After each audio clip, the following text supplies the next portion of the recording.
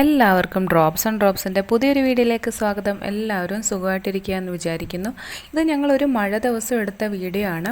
ഇങ്ങനെ മഴയൊക്കെ കണ്ടുകൊണ്ടിരിക്കുന്ന സമയത്താണ് എന്തെങ്കിലും കഴിക്കാനായിട്ട് കിട്ടിയാൽ കൊള്ളാമെന്ന് തോന്നിയത്. അപ്പോഴാണ് എവിടെയോ കശുവണ്ടി വറുക്കുന്ന മണം വരുന്നത്. അപ്പോഴാണ് ഞങ്ങൾ ഓർത്തത് ഇവിടെയും കുറച്ച് കശുവണ്ടി ഇരിപ്പുണ്ടല്ലോ, എന്നാലൊന്ന് വറുത്ത് നോക്കാമെന്ന്. സാധാരണ നമ്മൾ വെയിലൊക്കെ മാറി മഴക്കാലമൊക്കെ ആകുമ്പോഴാണ് ഇതേപോലെ കശുവണ്ടി വറുത്ത് കഴിക്കുന്നത്. അപ്പോൾ ഞങ്ങൾ എടുത്ത് വെച്ചിട്ടുള്ള കശുവണ്ടിയൊക്കെ എടുത്ത് അടുപ്പിൽ തീക്കനലുണ്ടായിരുന്നു, അപ്പോൾ അതിലേക്ക് ഇട്ട് കൊടുക്കുകയാണ്. നമുക്ക് പല രീതിയിൽ വറുക്കാം. ചിലവർ പഴയ പാത്രത്തിലൊക്കെ ഇട്ടിട്ട് വറുത്തെടുക്കുന്നത് കണ്ടിട്ടുണ്ട്.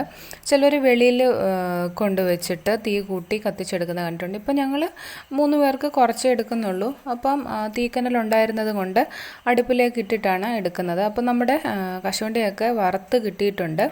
അപ്പോൾ ആ വറുത്ത് കിട്ടിയിരിക്കുന്ന കശുവണ്ടിയൊക്കെ ഞങ്ങളൊരു ചിരട്ടയിലേക്ക് ഇട്ട് കൊടുക്കുകയാണ്. ഇനി ഇത് നമുക്കൊന്ന് പൊട്ടിച്ചെടുക്കണം. ഇങ്ങനെ മഴക്കാലത്ത് കശുവണ്ടിയൊക്കെ കുറച്ചുകൊണ്ടിരിക്കാനായിട്ട് നല്ല സുഖമാണ്. അപ്പം നമ്മൾ വറുത്ത് വെച്ചിട്ടുള്ള കശുവണ്ടിയൊക്കെ വെളിയിലോട്ട് കൊണ്ടുവന്ന് ഇട്ടിട്ടുണ്ട്. അപ്പോഴും മഴ ചെറുതായിട്ടൊന്ന് തോർന്ന് നിൽക്കുന്ന സമയമായിരുന്നു. ഇനി നമുക്കത് വേറൊരു ചിരട്ട എടുത്തിട്ട് ഒന്ന് പൊട്ടിച്ചെടുക്കാം.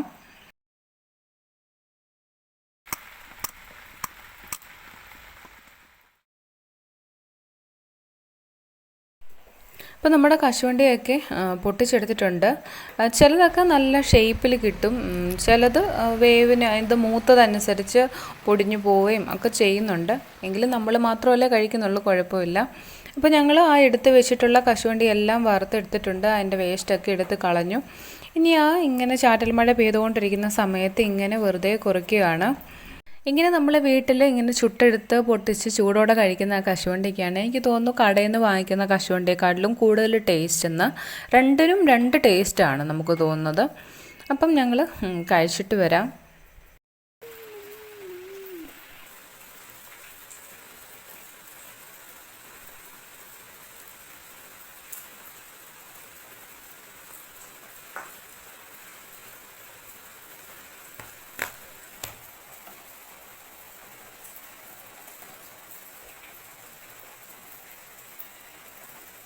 ചിരിച്ച്